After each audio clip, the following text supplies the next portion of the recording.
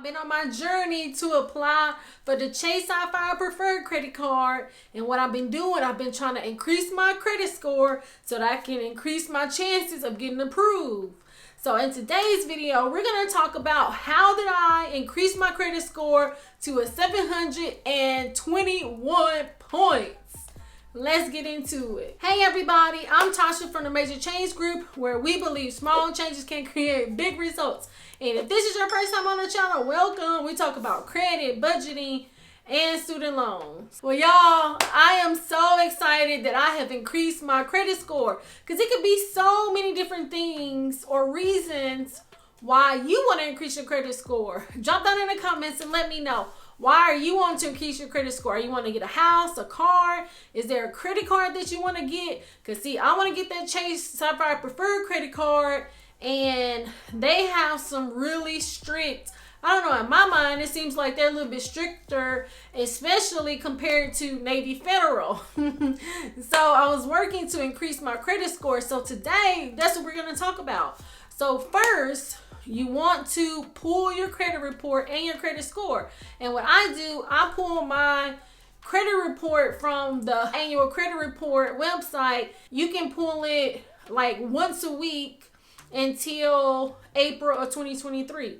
Now, the thing is, you can pull it once a month, because that's usually how your creditors are gonna report to the credit bureau. Now, for your credit score, for my credit cards, I'm able to get my credit score. Now, you wanna pull your FICO 8 or 9, not the Vantage score, because the Vantage score have your head blown up thinking you got this, like my Vantage score for TransUnion, I think is a 763, but my TransUnion score, I want to say, is a 721. So, I mean, if I was going to apply for something, and let's say it was lower, so you want to make sure that you're pulling the most accurate information. So I pulled now last month when I had pulled my TransUnion score, it didn't tell me it was going to pull the Vantage score. I thought it was going to pull my FICO score, and it pulled my Vantage score, and I paid $25. And don't you know that it automatically signed me up for something and I didn't even know? And then this month it charged me $25. So when you are signing up for these things, make sure, one, that you're on the appropriate site, because you don't want to be putting your information on any of those wrong sites. And then two, make sure you're not signing up for something to where they're going to be doing recurring charges, unless that's something that you want. Because with my Experian, right now I'm doing like a 7-day trial to where I was able to unlock all of my credit scores. So that's how I was able to get my credit scores. My FICO, I want to say it was FICO 8 credit score. Then once you pull your credit report, you want to get you a notepad. Y'all love me some notepads. You want to get you a notepad, or even like your iPad, because I have an iPad where I can write on it, but I don't know, I just love using pen and paper. And then get you a highlighter, because you want to look through all of your credit reports, your Equifax, TransUnion, and Experian. You want to make sure to pull all three so that you can take a look and see, is it showing all of the same stuff? Especially with your personal information, make sure that that's correct. And you're just looking to see if there's any discrepancies or things like that. Once you get that out of the way, then you want to get your notepad and you want to put, okay, what are the things that I need to work on? So your credit score is made up of 5 points. So you have your payment history, your credit utilization, your length of credit, your new credit, and then your credit mix.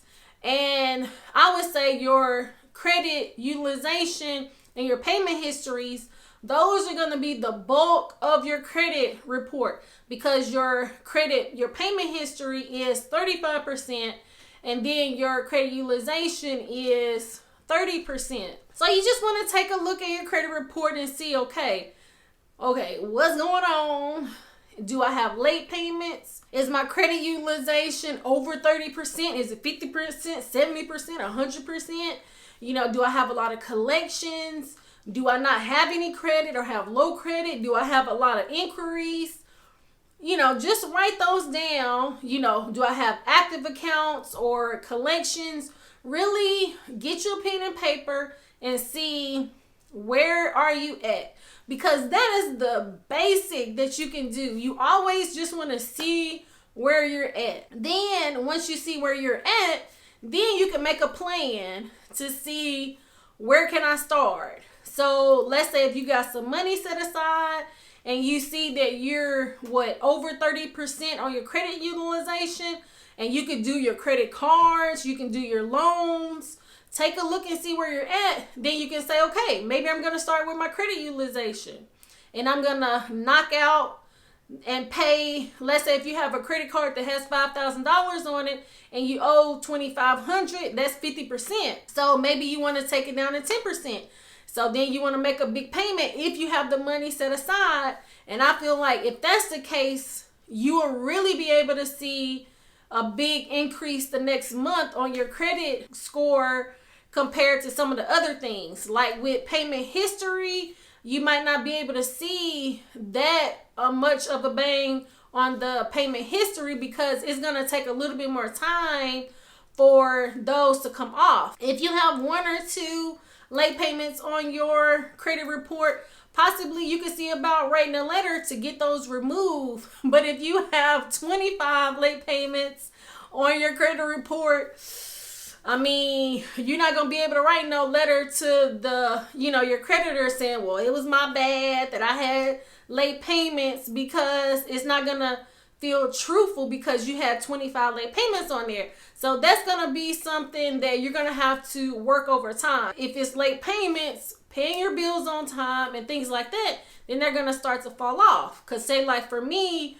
my credit utilization is 0, but I do have some late payments on my credit report because I co-signed for a loan and we weren't in a good place with it. But now we're in a good place and I'm starting to see the late payments fall off.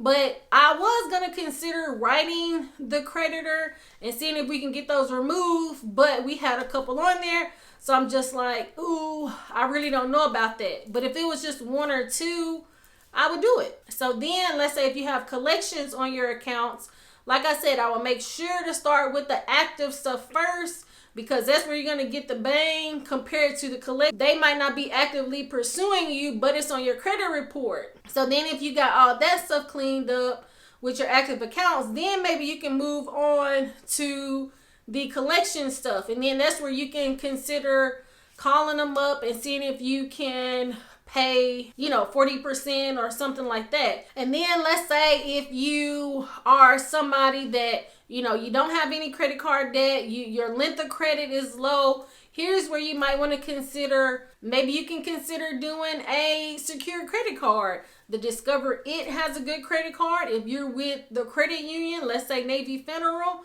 they have a secured credit card that you can get. There's a lot of good secured credit cards out there.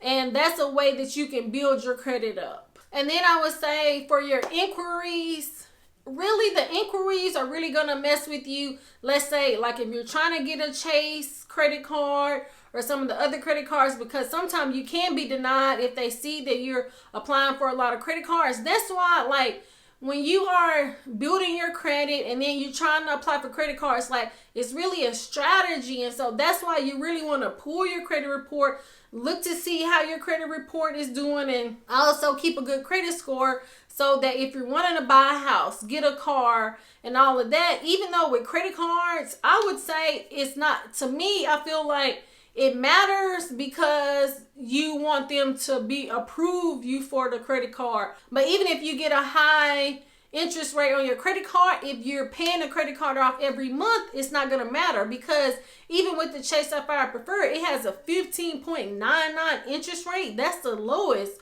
to 22%.